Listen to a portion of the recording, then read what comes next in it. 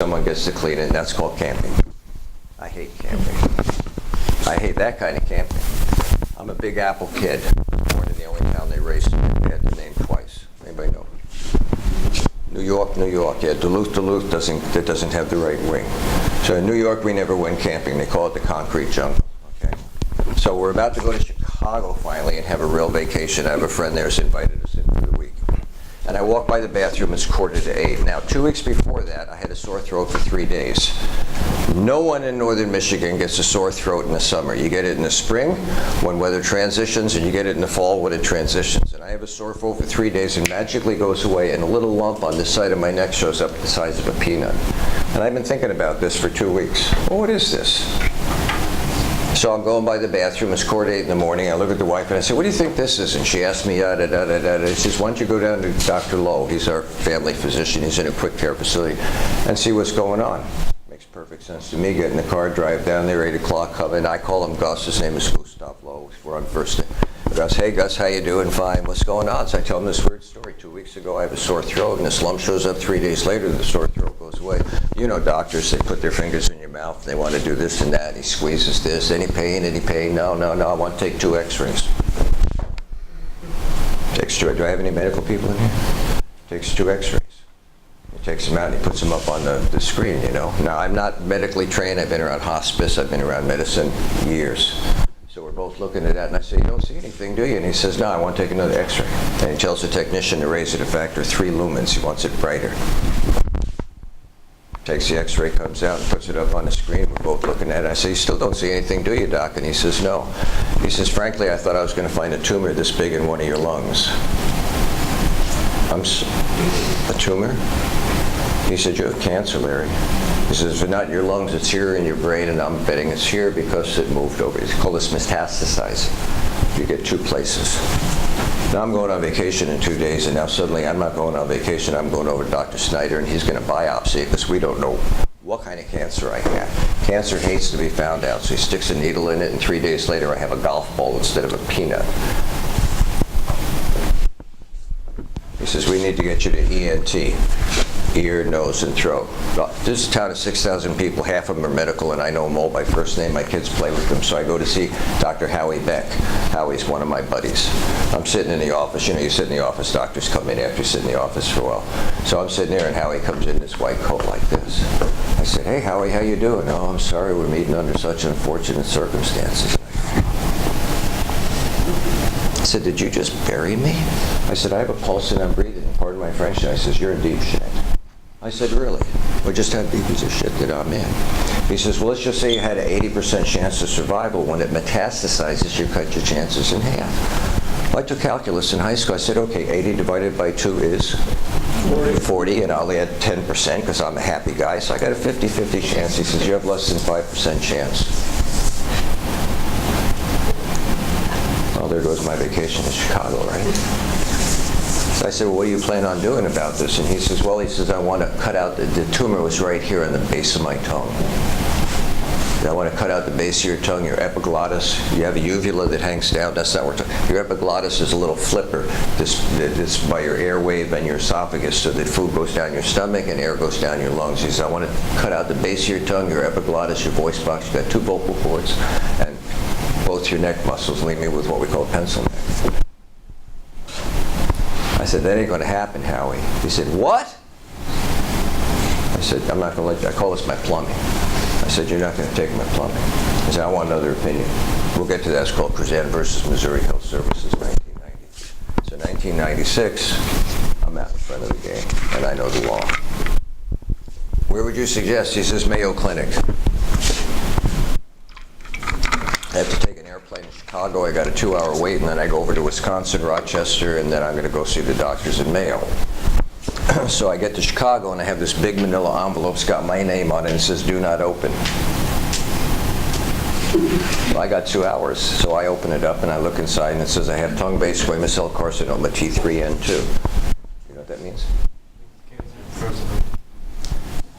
So I don't know what that means. What does that mean? So I go find a computer. I got 2 hours, and I look it up. Turns out there's 3 kinds of skin cancer. There's basal skin cancer. I've had it over here. It's stupid cancer. It doesn't go anywhere, but you should deal with it anyway. Squamous cell, which could kill you. And then there's melanoma, which almost always kills you. I have one friend had it twice, cut out big parts of his body, and he's still kicking. I said, well, what's T3N2? Well, I'm in stage 3, and now I have 2 nodes, which is what cuts my chances in half. What I don't know is I'm 30 days away from stage 4, so I go to Mayo, and they examine me, and the doctor confirms the diagnosis. And I said, what are you going to do to me? He says, well, I'm not going to quite do what your ENT does. He says, I want to literally split your jaw in half and peel it back, and then I'm going to take the base of your tongue, your epiglottis, your voice box, yada, yada, yada, all my plumbing out. And I said, no, you're not. And he gets mad at me. And I thought, you want to see anger? Watch me. And I just got up and walked out on him. And I called the wife from the motel and said, I'm so glad you called. Ray Piasari, a fellow we know, had the same kind of cancer. He went through the surgery before he went to U of M, University of Michigan. University of Michigan has this special, they call it a tongue preservation protocol. And if you go down there, they're going to jack you with 240 hours of chemo, 120 at a time. They put an R port right here, and they run a Teflon tube to your heart this far away, so when it pumps the chemo, it gets right into your blood system, and you're bathed in poison for 120 straight hours. Chemo is a poison. You can't transport it across state lines without federal permission. Put a little pump on you, and they pump, pump, pump, pump, pump, pump. And it makes you real sick. Mayo was the only thing that tasted good during those 240 hours. They started 3 in the afternoon. By 11 o'clock at night, they come in and gave me a special sedative. They wanted me knocked out, and they gave me an extra 8 hours of something called platinum. Platinum's a metal. Metals are not user-friendly for your body. In fact, they put me into near kidney failure. They put me through this twice. Then they did 70 rads of radiation to try and burn it out of this area. That's where they took 2 of these saliva glands. They took half my hearing. In fact, after week 5, I got on the scale. They had to weigh me every time. The oncologists are people who deal with cancer. So I had the radiation oncologist, little guy from Israel, Avraham Eisbrook. I got on the scale, and he looks at me, he goes, what are you eating? And I said, nothing. I said, you've irradiated my whole mouth. You know what a canker sore looks like? My whole mouth was one canker sore. I couldn't even drink water, it burned. He says, you lose 1 more pound, I'm taking you off the protocol. I'm going to put a feeding tube in your side. And I said, really? Are you guaranteeing me if I let you put a feeding tube in my side, I'm not going to get cancer again? He says, no. I said, you ain't putting a feeding tube. He says, 1 more pound, you're off the protocol. Do what you have to, doc. And I went home.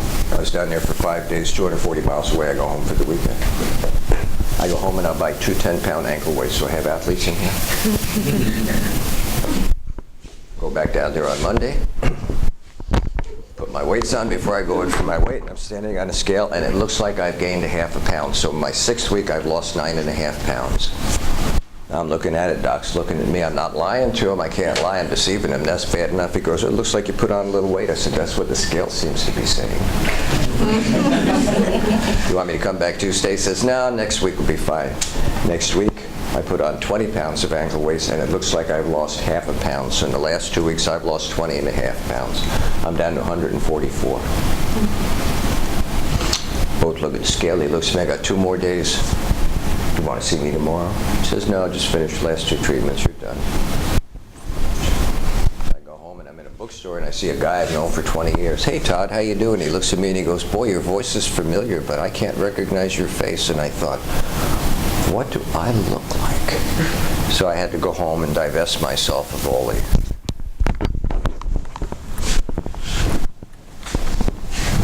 30 of us went through this program's research. No promise of success. They're just figuring out if something will work or not. That's what all research does, just looking for answers. 30 of us went through. I'm the only one who made it. 3 years ago, I had viral laryngitis, lost my voice when I said, sorry to come back for a little bit. I went to the VA, and they sent me down to James Healy down in Tampa. I got a young lady doctor. Hi, how you doing? We introduced her. I said, what are you here for? Well, you know, I was worried because I had cancer. She goes, what kind of cancer? So I tell her a whole story. She looks at me and she goes, you're the one we read about in the journals. I'm the only survivor. Year before 30 in Paris, France, same protocol, I'm the only survivor. And all the doctor said, it's nothing we did. We have no idea why you're here. I haven't forgot about Epicurus. Ask me, am I a happy guy? Did they put me through hell, people?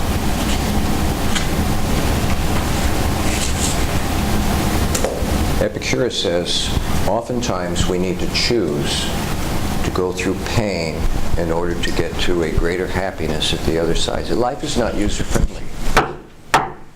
I'm on my way to Chicago. Oh, great, Gus.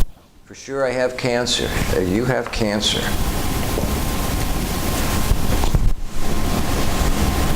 Turns life right on its head. And you don't have a choice. Well, other than to treat it or not to treat it, but there's no running away from this. Epicurus says oftentimes we must endure pain.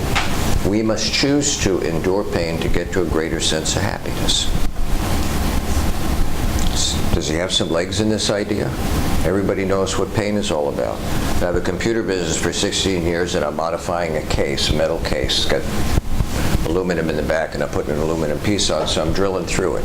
I got about a 3-pound drill, a Makita drill, and I'm drilling through with a pretty good sized bit. Now, later in the semester I'll tell you why I bit this end of my finger off, but I'm holding the metal, right, I know. I'm holding the metal there thinking that I'm holding it with this finger, and it turns out I'm holding it with this finger. And you know, you go through metal, even aluminum, which is soft, you got to put a little pressure on it, so I'm putting pressure on it, and I went right through finally.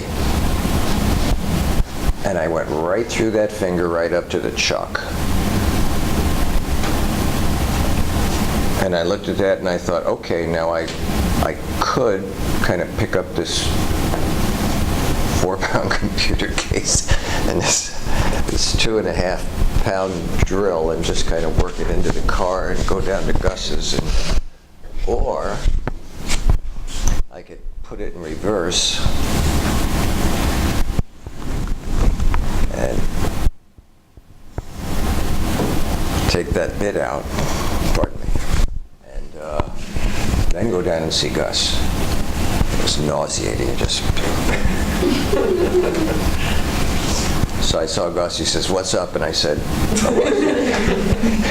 believe it or not, I drilled a hole through my finger. He said, I can believe it. Look, I've almost drowned, I've almost drowned 3 times. I fell off a 2-story building doing framing, rough framing when I was in grad school. I had a no one knows how this 2,000-pound wall got blown over. It has no sheathing, so the wind got blown over and drove my head into the plywood subfloor.